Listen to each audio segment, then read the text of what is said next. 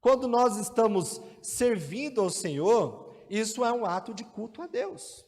Em tudo que nós fazemos ao Senhor. É lógico que existem as funções específicas, os dons específicos, mas com tudo que nós fazemos, servimos ao Senhor. Como a irmã disse aqui, não é fácil, mas criar filhos é um serviço ao Senhor. O seu trabalho lá é um serviço ao Senhor. E nós também, como povo de Deus, não somos mais chamados, como Israel naquela época, a apresentar sacrifício de bodes e ovelhas. Nós somos chamados a apresentar os nossos corpos em serviço ao Senhor. E aonde é que nós dedicamos com mais afinco, vamos dizer assim, esse serviço ao Senhor? É na igreja. E que não é esse templo, mas é o que nós fazemos uns pelos outros com os dons que recebemos do Senhor para a edificação deste corpo espiritual.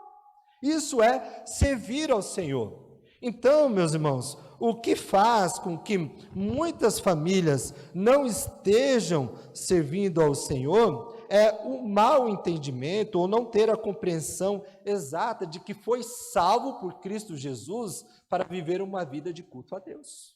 Ou, traduzindo, uma vida de serviço a Deus. O crente, meus irmãos, ele não pode, inclusive, não deveria, abrir mão do privilégio de ser usado por Deus para a edificação do seu irmão. É algo que eu falo muito lá em Shekinah. Numa igreja, as coisas só acontecem se for da vontade de Deus, porque às vezes Deus não quer executar aquele ministério naquela igreja local, ou quando os irmãos se permitem ser usados por Deus para aquele determinado serviço. Eu não vejo que Deus tem alguma área do serviço cristão que Deus não quer que seja executado numa igreja local. Logo, chegamos à compreensão que algumas coisas deixam de acontecer para a edificação da igreja, porque irmãos que são chamados por Deus, são inseridos neste corpo, não estão se dedicando a Deus. Logo, esse corpo não se desenvolve da forma como Deus deseja que ele se desenvolva. E aí, às vezes, a igreja está meio assim, capenga, está meia maneta, vamos dizer assim, deficiente, deficitária. Então, como crentes, o que atrapalha, meus irmãos, que nós venhamos servir ao Senhor? É porque existe muitos deuses que estão concorrendo com o Senhor na nossa vida. Porque o problema não está no Senhor. O problema está com certeza em nós. Então, Josué, a todo momento, nesse texto, ele vai repetir, olha, vocês precisam escolher quem vocês vão servir.